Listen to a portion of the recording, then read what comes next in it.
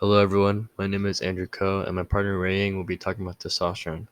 Some general information on testosterone before the presentation is testosterone is a signaling molecule or a hormone, meaning it is hydrophobic.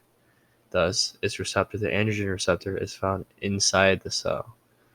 So, how does testosterone affect the fetus and how is it first produced in the fetus? Your testes are responsible for the production of testosterone. Your testes are made up of three types of cells. The first type is spermatogonia. Spermatogonia remains dormant until puberty, which then it divides and multiplies to become spermatozoa or sperm. The next two types are your Latex cells and the Sertoli cells.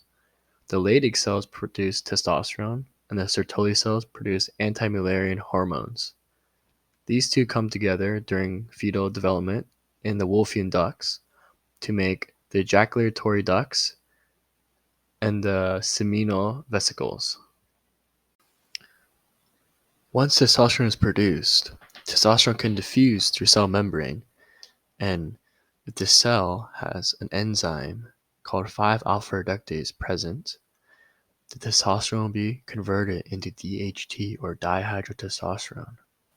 DHT or testosterone will then bind with the receptor or androgen receptor, causing it to undergo a conformational change and release heat shock proteins. Phosphorylation will then occur before or after the binding. Once phosphorylation occurs, the androgen receptor will move into the nucleus, where DNA binding occurs and the recruitment of co-activators occur. Different genes, or the targeted genes, will then transcribe and translate into proteins. These proteins will then promote the growth of male reproductive organs such as the prostate, penis, and scrotum.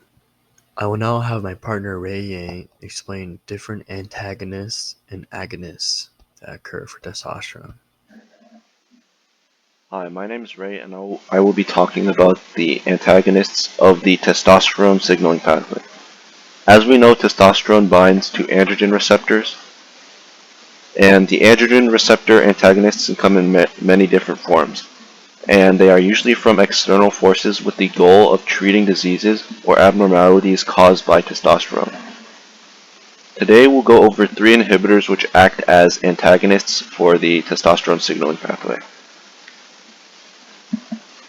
Medicines such as Gnrh analogues are compounds that can act as medical castration drugs to treat prostate cancer, which is fueled by testosterone.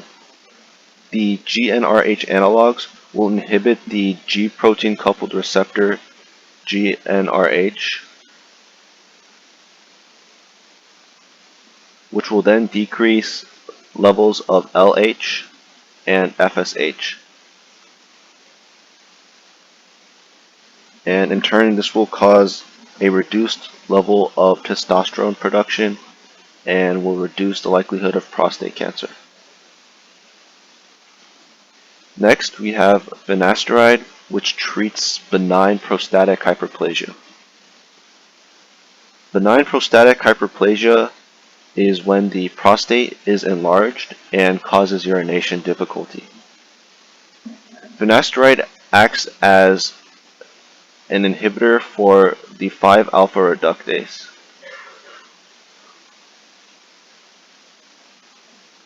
And the 5-alpha reductase is responsible for converting testosterone to DHT. DHT is responsible for building up the prostate, and a large prostate will lead to benign prostatic hyperplasia. So finasteride prevents benign prostatic hyperplasia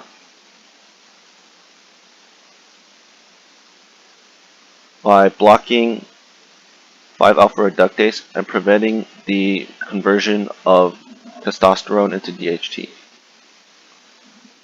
Finally, we have the androgen receptor inhibitor Flutamide, which competitively binds with testosterone to the androgen receptor. So, like testosterone, it has a similar shape which allows it to competitively bind with the androgen receptor and prevent testosterone from binding with an androgen receptor if there are high concentrations of flutamide.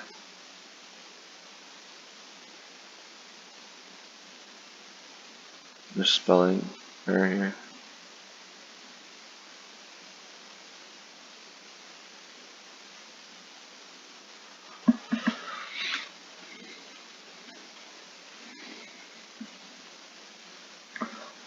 All three of these testosterone signaling pathway antagonists will prevent cells from reacting to androgens such as testosterone and will restrict the cellular responses needed from occurring.